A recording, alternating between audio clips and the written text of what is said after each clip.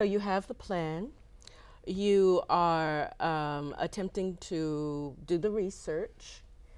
You're attempting to see where there's job growth. Right. You're making those hard decisions. And then what else do you do? I think one of the things you have to look at is what kind of training or certification do you need in order to get that job you're pursuing. I often say, you spend you spend those first 3 months researching. Is there a demand? Talking to people in that industry, finding out what are some of the challenges they encountered. And after those first 3 months, then you start looking into what kind of training do I need? How am I going to pay for that training? Can I have a side job while I'm going to school to learn that particular skill? Right. It's definitely a juggling act. It's definitely a very delicate balancing act, but it's something that has to be done. Well, part of the plan also, Henrietta, is implementation. So I have a plan. It's written down. I have the education that comes to make sure that I'm qualified. Yeah, I think that's key there. You have to be qualified in order to the money to follow you, as you said. Sure. You have to be qualified. And what does it take to get qualified? And then the next step is, what do I need to do to implement this plan? And who do I need to be connected to implement this plan? My thinking, how does it need to change in order to implement this plan from a 9-to-5 person to a small business owner? My mind has to change, and I have to go from being an employee to an employer. And that's a different thinking. I mean, even going to work every single day from 9 to 5, going from not having a job takes a mind shift and a thinking shift. And I know you teach that in life skills, that you have to understand that not only do you have to get up every single day, but you have to go and be responsible to the obligation that you said you would be responsible to.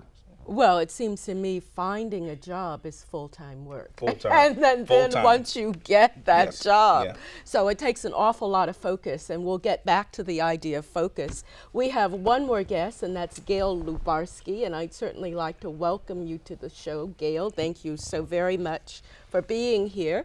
Gail is the Director of Marketing and Public Relations for JobTrain, which is an educational and training institution in Menlo Park. Before her current position, which she served in for 4 years, she was the Development Project Manager of Stanford University. So I am sure, Gail, you have heard some of what we have said, and I don't know if it might be too early to ask you if there might be something you'd like to add at this point. I think it's important just to note that we've discussed the sort of the frame of mind that's important, but also just the temperament once you get there, and to sort of see yourself in the position before you acquire it is key, and to really mentalize yourself being able to be in that type of position before it is even yours. And we've all heard the adage about dressing for the job that you want, not the job that you have. And I think especially if you're unemployed, then being able to have that mindset, like, I am going to get a job, and I am going to get out of the sweats and the teas, and I'm going to start really projecting that I'm going to get this type of job, and then going after it and believing it. It really makes a big difference. Well, sort of conditioning the mindset. What you're talking about is visualization. Right. So it's like seeing it in your mind's eye. And how do you encourage people to continue to see it? Because what we're doing right now is dealing with an abstraction. Right. It doesn't really exist. And it's so easy for somebody to say, oh, am I fooling myself in trying to see this in my mind, and it doesn't exist, and will I really be able to achieve it? You did mention believe. You've got to really believe it. Right. I think the core is that you have to have, you have to have the self-identity. And I know that David is really key with that too, is really teaching individuals, the essence of who they are. So it's important to conceptualize what you want to be, but during that process, you can't lose sight of who you are. Yeah. And so knowing exactly who you are, what your gifts and talents are, will help to get you to the next level in terms of visualizing that in which you wish to achieve. Right. Timothy, I hear you over here saying that's right. Right. Well, right. One of the keys in life is, everything in life speaks to us, and we have to learn how to speak back. Everything, the gas tank speaks to us, I'm on E. The refrigerator speaks to us, I'm empty. Everything in life speaks to us, and we have to teach individuals to learn how to speak. I mean, get up every morning, and before you do anything, is begin to look in that mirror and begin to be the first cheerleader that you see. You don't wait for somebody to be a cheerleader. You be your cheerleader. Say, today I'm going to accomplish this, and write the goals out. And whether it's on your mirror in the bathroom, and these are the things that I'm going to accomplish today, and you're going to do it. Look in the mirror, point at yourself, and say, you're going to do it. Why? Because I believe in you. Because if nobody else says that today, you said it to yourself. Because we always talk about enemies, you know, people that are against us, E-N-E-M-Y, the enemy, that. But I tell people the greatest enemy is spelled differently. It's I-N-A-M-E. And it's enemy, the enemy, the person in me that makes me lazy, despondent. Rather than chasing my dreams, I'm the killer of my own dreams because I'm so discouraged and I'm so disappointed with my own mistakes. But I tell people all the time, you're not your mistake. You're not. That was a mistake. How do you change that mindset? For example, you say, look in the mirror and tell yourself, encourage yourself. I've heard fake it until you make it. But how do you really get that feeling to say, I'm going to do, I believe in me, and there's a voice saying, oh, you're not going to do anything. Look at what you've done in the past. Yeah. Come on, if you're going to do it, you'd have it done. I think one of the most important things people can do when they're a job seeker, when they're looking for a job, when they're looking to make those changes in life, is to just go. Number one, get out of the house. Get out of your house, get out of your apartment. Don't, again, as Kale mentioned, don't sit on the couch in your sweats watching TV all day. I had a supervisor who used to say that the most important thing a person who is looking for work can do is to go out and volunteer. Right. When you volunteer, you feel useful. It's going to give you some self-esteem. You're going to feel like you're contributing, that you didn't just sit at home doing nothing. When you volunteer, you're picking up skills you can put in your resume. You're filling those gaps in your resume. It's like, oh, after I got laid off, what did you do? Did you sit around all day and feel sorry for yourself? No, I volunteered, I went to school, I picked up new trades, I picked up new skills, and you're networking.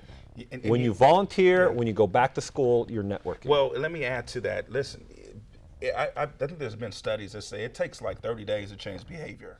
I got a treadmill for my room. I said, I can't make it to the gym, I'll get a treadmill. So there's a treadmill in my room. And that first couple of days on that treadmill, I'm mad at the treadmill. I'm mad at myself. I'm saying nasty stuff. And because my body is like, what are you doing? But I was committed because, like you said, I visualized the goal.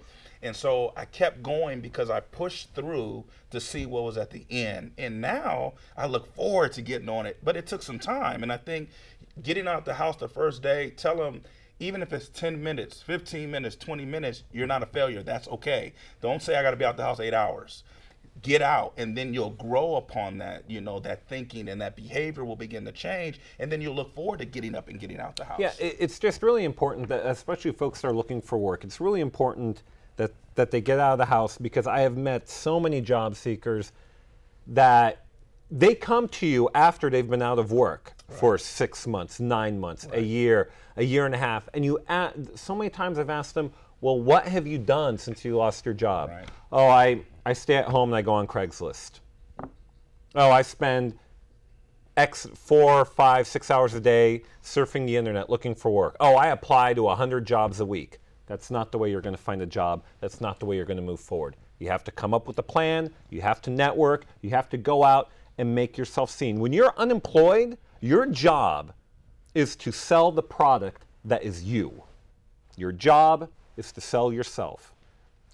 Think of yourself as a brand. When you go to the store and you buy something, when I buy that product, it can do A, B, C, and D for me.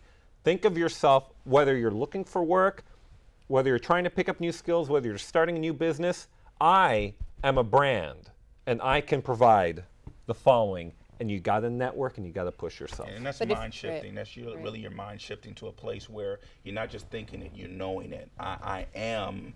If I can look at a product that I buy from the store and say that it can do X, Y, and Z for me, am I not greater than that product? I mean, and if I can give that product praise, then I have to learn how to give myself that. Okay, now we have been talking about jobs and careers. And before I shift, yes, Gail. I was just going to say that I think that the key with all of that, though, is to make sure that you really understand the product, and if the product is you, that you've got to feel really good about that.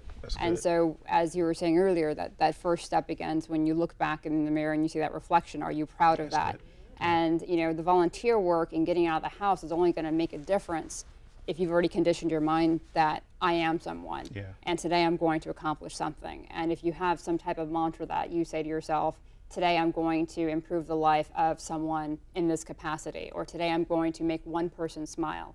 And also go into it with an objective of what you're going to do. You're not just going to go out of the house, but you're going to go out of the house and accomplish this. That's right. And you're not just going to go out, you're not just going to go and volunteer, but you're going to go to volunteer to make a difference in this community because this matters to you. Yeah. And I think what else is really helpful is if you create a possibility, or they call it an imagination board, of everything that in which you wish to become. So place on there, like you know, treasure map. exactly. You know, places that you wish to work, places you wish to go to school, places you wish to travel, things that sort of encapsulate who you are and that in which you hope to become someday. And I think that once you can see that visualization, that's really helpful into being able to achieve the many tenets that we're discussing in this program. But I think it really reaffirms who you are as a person. And once you know who you are, I mean, it's the old adage, then you know where you're going.